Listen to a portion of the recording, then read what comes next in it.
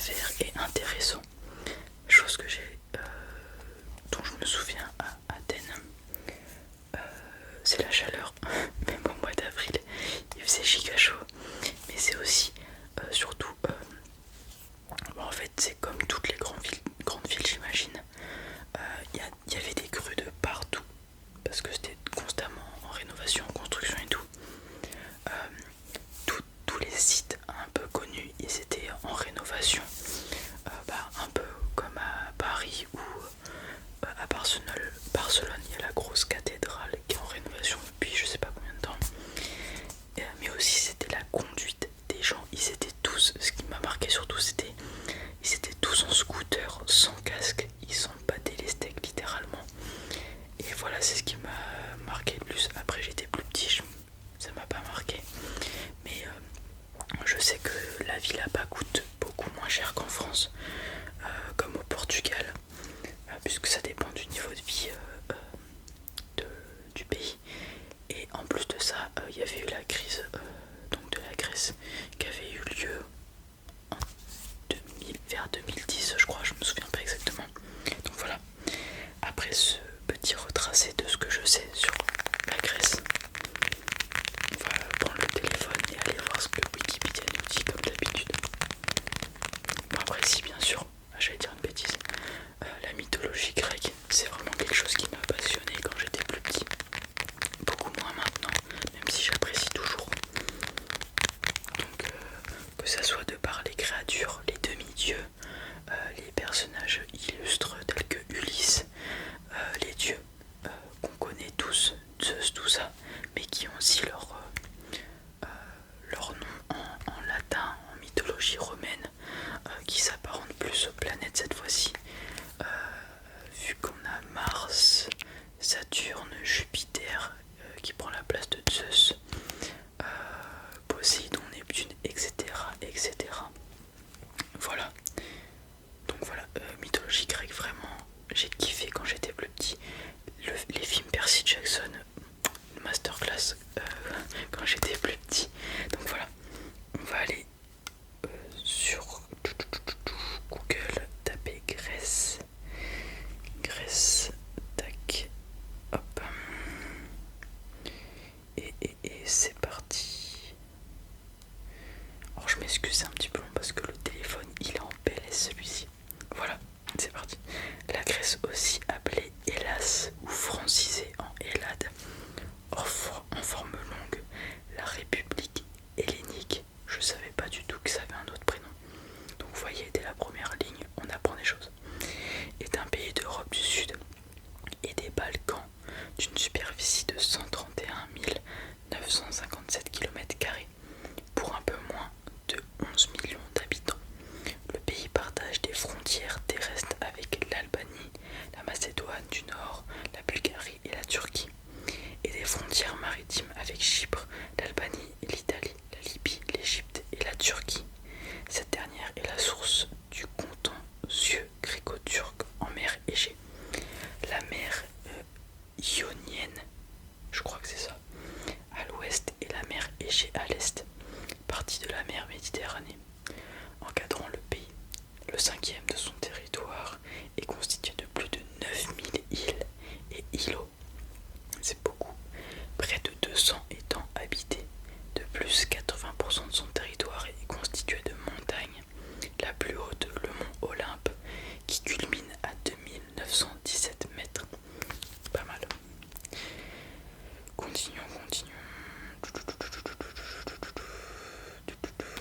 Alors, il faut que j'aille en bas. Alors, le PIB en augmentation, malgré une dette publique, ma foi, à peine, à peine plus élevé que le PIB de 2022, mais non, c'est quasiment 2 fois le PIB de 2022. La France, je crois que c'est encore pire, ça m'étonnerait même pas. Donc on a une économie qui se remet en place, donc c'est bien, c'est cool. On peut remercier l'Union Européenne, j'imagine. Alors la Grèce est considérée comme le berceau de la civilisation occidentale, patrie des arts, théâtre, architecture, de la politique. Athènes est le berceau de la démocratie.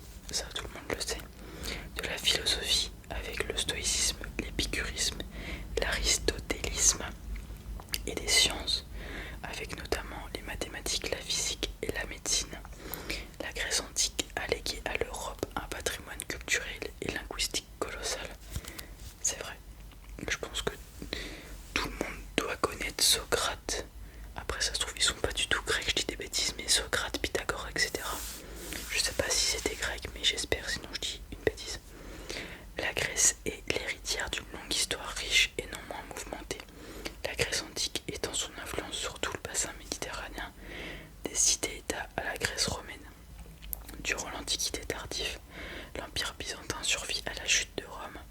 Les croisades et les incessantes guerres conduisent à la chute de Constantinople en 1453. La Grèce passe sous influence ottomane pendant près de 4 siècles. La conquête ottomane n'a pas pour autant éteint l'influence grecque dans le domaine du commerce et de la culture.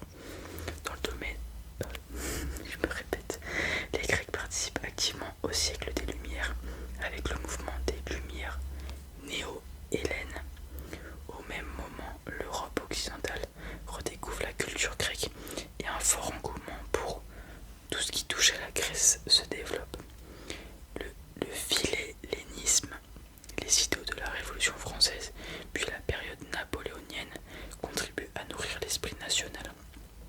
Le 1er janvier 1822 du calendrier julien, les élites helléniques réunies en assemblée nationale à Épidore proclament l'indépendance de la Grèce vis-à-vis de la Sublime Porte. 9 ans plus tard, après une guerre d'indépendance, le royaume de Grèce est reconnu par le protocole de Londres en 1830. Le royaume de Grèce s'est construit en un État moderne grâce aux politiques menées par Ioannis Kapodistrias. Excusez-moi, je ne connais pas les accents.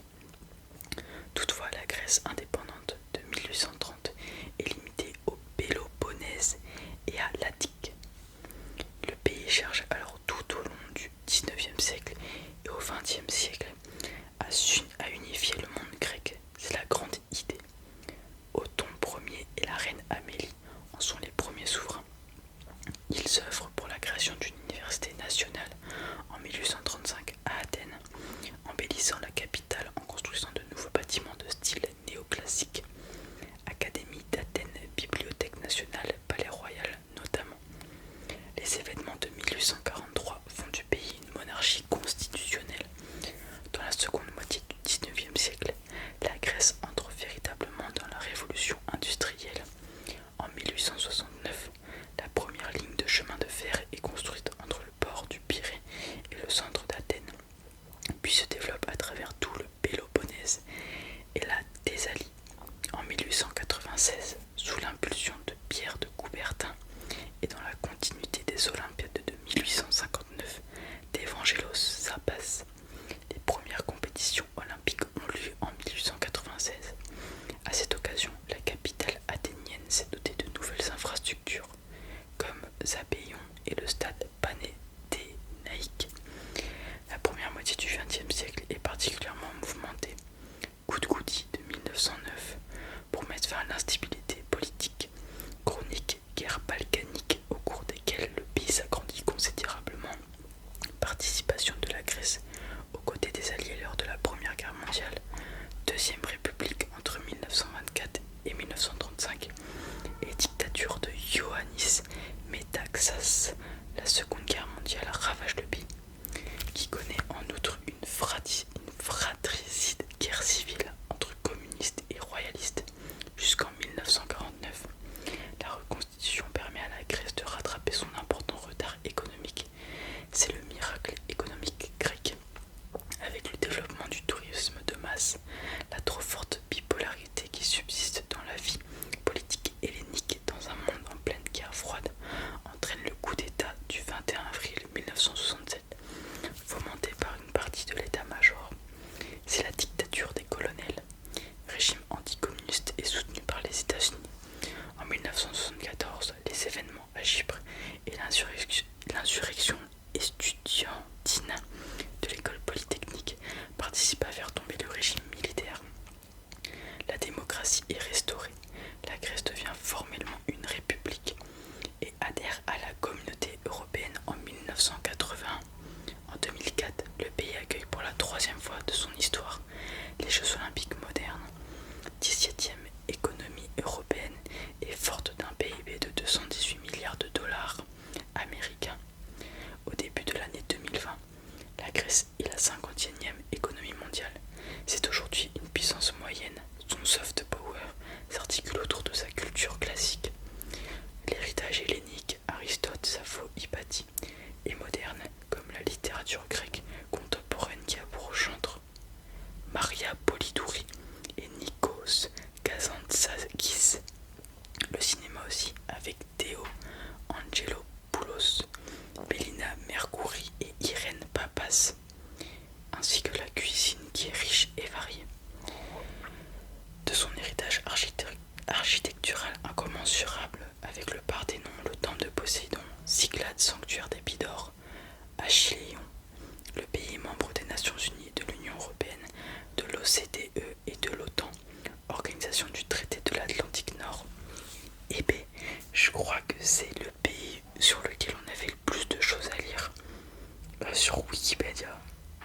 fait plaisir.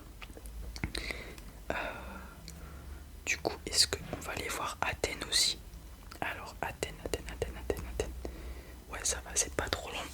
On est parti pour Athènes. Alors, Athènes est la plus grande ville et la capitale de la Grèce. En 2011, elle compte 664 046 habitants à intramuros, sur une superficie de 39 km². Son aire urbaine, le Grand Athènes, qui comprend notamment le port du Pirée, en compte plus de 4000. Berceau de la civilisation occidentale et dotée d'un riche passé, la ville est aujourd'hui le cœur politique, économique et culturel de la République hellénique, dont elle accueille la plupart des institutions comme le Parlement, la Cour de cassation et le siège du gouvernement. Athènes est l'une des plus anciennes villes au monde, avec une présence humaine attestée dès la néolithique, fondée vers 800 avant Jésus-Christ, autour de la colline de l'Acropole par le héros Thésée selon la légende. La cité domine la Grèce au cours du premier millénaire avant Jésus-Christ. Elle connaît son âge d'or au 5e siècle avant Jésus-Christ, sous la domination du stratège Périclès, principale puissance militaire de Grèce, à la tête d'une vaste alliance de cités. Elle est également le cœur culturel de la Méditerranée. La démocratie athénienne connaît une vie intellectuelle importante, rassemblant des philosophes antiques tels que Socrate, Platon, Aristote, des auteurs de théâtre, Échille, Sophocle, Euripide, Aristophane et l'historien Thucydide. De nombreux témoignages de cette période faste ont été conservés, comme le Parthénon, l'Agora, qui comprend notamment le temple d'Héphaïstos, l'Olympéion, le théâtre de Dionysos ou encore le stade panéthénaïque, intégré au royaume de Macédoine puis à l'Empire byzantin, période durant laquelle fut bâti le monastère de Daphni. Athènes est conquise par l'Empire ottoman en 1456 et reste sous sa domination jusqu'en 1822, année de l'indépendance grecque. Elle en devient la capitale et connaît une importante croissance urbaine. Occupée lors des deux guerres mondiales, la ville est ravagée par les destructions de la guerre civile grecque, qui a duré 3 ans de 1946 à 1949. Durant la seconde moitié du XXe siècle, Athènes devient le cœur économique et universitaire d'une Grèce en plein développement, dont les symboles sont les grandes avenues commerçantes telles que l'avenue Kivisias ou l'avenue Vassilisis Sofias. Frappée de plein fouet par la crise grecque depuis 2009, la ville a perdu plusieurs dizaines de milliers d'habitants et fait face à d'importantes difficultés économiques. La ville s'étend sur sa plaine d'Attique, sur les rives de la mer Égée. Elle est le chef-lieu du district régional d'Athènes Centre et la capitale de la périphérie d'Attique, mais aussi celle du diocèse décentralisé du même nom. Le quartier le plus ancien, Plaka, est situé en contrebas de l'Acropole et comprend notamment la place Monastiraki, Kolonaki et le quartier huppé à proximité de la place Syntagma. Enfin, Exarcheia est le quartier alternatif et branché de la ville. Foyer de l'anarchisme en Grèce et de la contestation populaire depuis la crise, grâce à son climat méditerranéen et ses nombreux musées, comme le musée de l'Acropole ou le musée national archéologique. Athènes est l'une des principales destinations touristiques d'Europe. En 1985, elle a été désignée comme capitale européenne de la culture et en 2018 comme capitale européenne de l'innovation. Elle a également accueilli les Jeux Olympiques d'été en 1896 et en 2004.